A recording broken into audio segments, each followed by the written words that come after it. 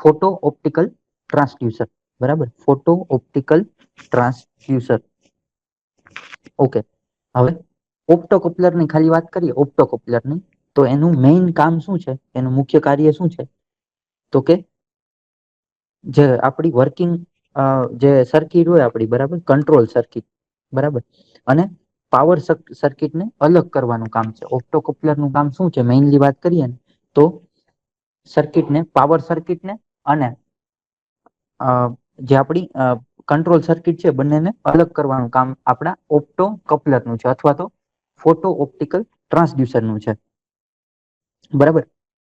તો પેલા આપણે એ સમજીએ, બરાબર, કે ઇલેક્ટ્રોનિક સર્કિટમાં આઇસોલેશનનું શું મહત્વ છે, બરાબર. પેલા આપણે એ સમજીએ ઇલેક્ટ્રોનિક સર્કિટમાં આઇસોલેશનનું મહત્વ શું છે. ઓકે, સો આઇસોલેશન અથવા તો ઓપ્ટોકપ્લરનું મહત્વ, બરાબર. સૌથી પહેલા તો આઇસોલેશન અથવા તો ઓપ્ટોકપ્લરનું મહત્વ, બરાબર.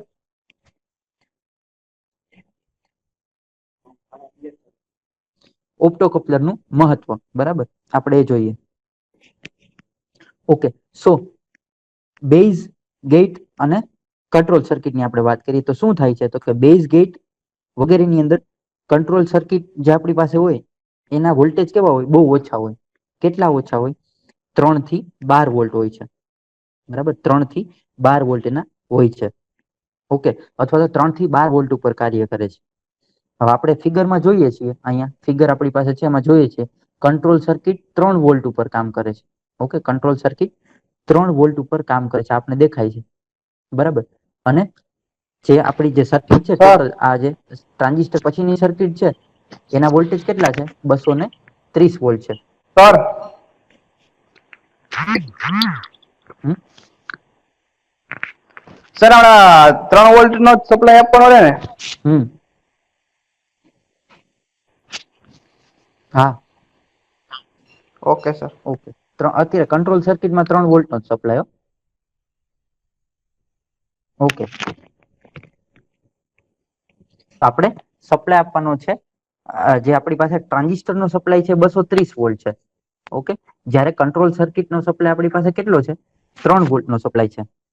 Okay, so in this case isolation નું મહત્વ શું બતાવે છે ઇલેક્ટ્રોનિક સર્કિટમાં?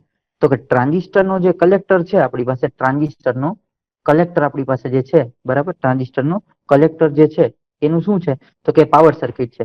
અને એમાંથી જે સપ્લાય આવે કેટલો છે? 230 વોલ્ટ નો સપ્લાય છે. આની અંદર જે સપ્લાય આવે છે કેટલો છે? 230 વોલ્ટ છે. જે કેની સાથે જોડેલો છે? તો કે કંટ્રોલ સર્કિટની સાથે જોડેલો છે, જેના વોલ્ટેજ કેટલા છે? 3 છે. હવે જો કોઈ કારણસર ટ્રાન્ઝિસ્ટરને નુકસાન થાય, બરાબર, કોઈ પણ કારણસર ટ્રાન્ઝિસ્ટરને નુકસાન થાય અને કલેક્ટર બેઝ જે સર્કિટ છે તમારી શોર્ટ થઈ જાય, આ જે કલેક્ટર બેઝ સર્કિટ તમારી જે છે, સી અને બી અને સી લખેલા છે, કલેક્ટર બેઝ સર્કિટ, એ શોર્ટ થઈ જાય તો શું થાય?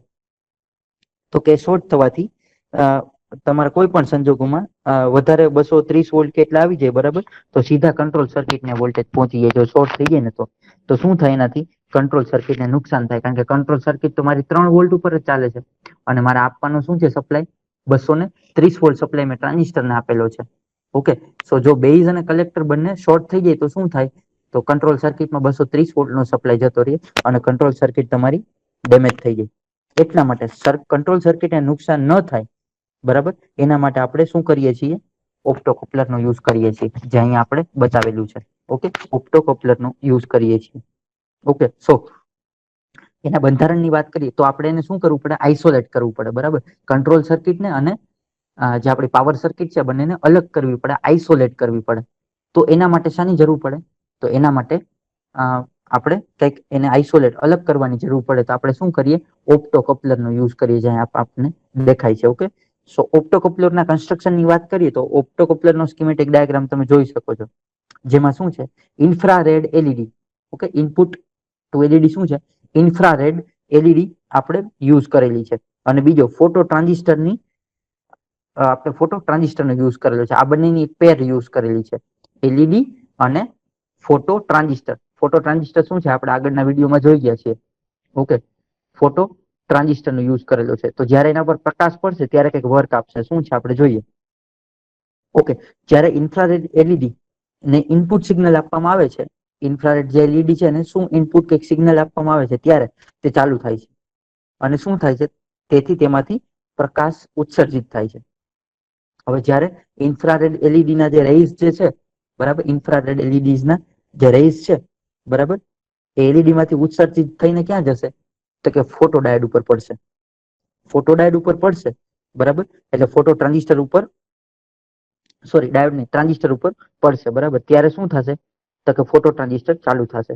અને એલઈડી અને ફોટો ટ્રાન્ઝિસ્ટર વચ્ચેનું કોઈ પણ જાતનું ઇલેક્ટ્રિકલ અથવા તો વિદ્યુત જોડાણ છે નહીં, ઇલેક્ટ્રિકલ કનેક્શન કોઈ પણ પ્રકારનું છે નહીં. એટલે જયારે સપ્લાય મળે છે અને આઉટપુટ મળે, એકબીજાથી બંને શું છે, અલગ છે. તો આ રીતે આપણે ટ્રાન્ઝિસ્ટર, જો અહીંયા કંટ્રોલ સર્કિટ અને પાવર સર્કિટ બે છે, તો એવી રીતે આપણે એલઈડી અને જે આ સર્કિટ છે બંનેને આપણે, અથવા તો ટ્રાન્ઝિસ્ટર છે બંનેને આપણે જુદા કરી શકીએ. પાવર સર્કિટ અને કંટ્રોલ સર્કિટને આપણે જુદા કરી શકીએ, બરાબર. જો ફાયદાની વાત કરવામાં આવે, બરાબર, એના એડવાન્ટેજ શું છે, તો કે તે એકદમ ઓછી આવૃત્તિ, એટલે કે બહુ ઓછી ફ્રીક્વન્સી ઉપર તે વધારે રિસ્પોન્સ આપી શકે છે, બરાબર.